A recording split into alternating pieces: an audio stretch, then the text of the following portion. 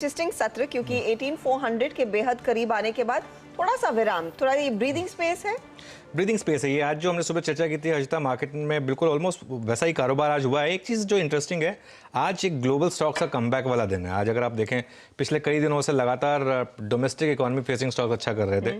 आज पहली बार आप निफ्टी के टॉप गेनर्स देखेंगे तो उसमें आपको हिंडाल्को दिखेगा, टाटा मोटर्स दिखेगा, यूपीएल दिखेगा, टाटा स्टील दिखेगा। ये अमूमन वो स्टॉक्स हैं जो पूरा का पूरा जिनका कारोबार जो है वो ग्लोबल मार्केट से रिलेटेड है, ग्लोबल मार्केट से लिंक्ड है, तो वो पूरा का पूरा नजर आ रहा है। आज सुबह हमने दो बड़ी बात बोली थी, एक कि आईटी बहुत स्ट्रांग है मार्केट में, और बैंक निफ्टी में थोड़ा सा मेरे ख्याल से लड़खड़ा रहा है बैंक निफ्टी, और ओपी लेवल पर थोड़ी शायद प्रॉफिट टेकिंग भी देखने को मिल सकती है। तो निफ्टी में अगर आप देखें तो आज पूरा दिन एक रेंज में कारोबार हुआ है 18300 से 18400। हालांकि सेकंड हाफ में लास्ट के एक घंटे में थोड़ी सी बाइंग वापस बैंक निफ्टी में भी आ रही है, लेकिन थोड़ा सा एक माइनर रेजिस्टेंस है 18400 से 18450 के बीच में, और 18500 से 550 के बीच में बड़ा रेजिस्टेंस है। पहला सपोर्ट जो डिस्कस किया था वहीं से निफ्टी घुमा है 18250 से 18300, लेकिन बड़ा सपोर्ट और बड़ी बाइंग रेंज है 18050 से 18150। और आईटी जो है वो, जो आज सुबह भी एक चीज़ डिस्कस की थी कि यहाँ पर एक टर्न अराउंड है और ये कब 200 डीएमए की तरफ जाने की तैयारी कर रहा है। प्लस ये जो पूरा यूएस में मार्केट घुमा है, अगर आप इवन फ्राइडे का सेशन देखेंगे तो नैस्डैक सबसे स्ट्रांग था फ्राइडे को भी।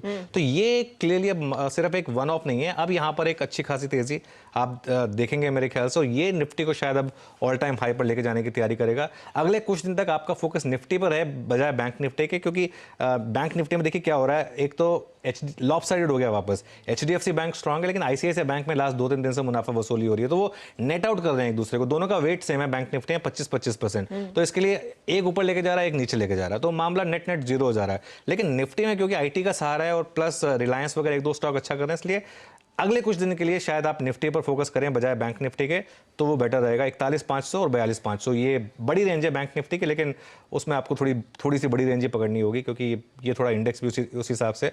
लेकिन क्लियरली ट्रैक्शन है आईटी में, और मिड कैप आईटी में देखिए क्या जबरदस्त। फ्राइडे को भी सेम पैटर्न था, गैप अप, थोड़ा कंसोलिडेशन, फिर लास्ट आवर रैली। अभी देखिए वापस निफ्टी आईटी में गैप अप, थोड़ा कंसोलिडेशन, वापस एक रैली। तो टेक्नोलॉजी इनफैक्ट आज का हुक्म का इक्का साबित होता हुआ दिखाई दे रहा है। इसने अच्छा खासा सपोर्ट दिया है हल्के से कंसोलिडेशन वाले मूड के बावजूद। अच्छा, जो निफ्टी बैंक की आप बात कर रहे थे कि आईसीआईसीआई और एचडीएफसी अपने आप को एक दूसरे को काट रहे हैं, जैसे आप कहते हैं।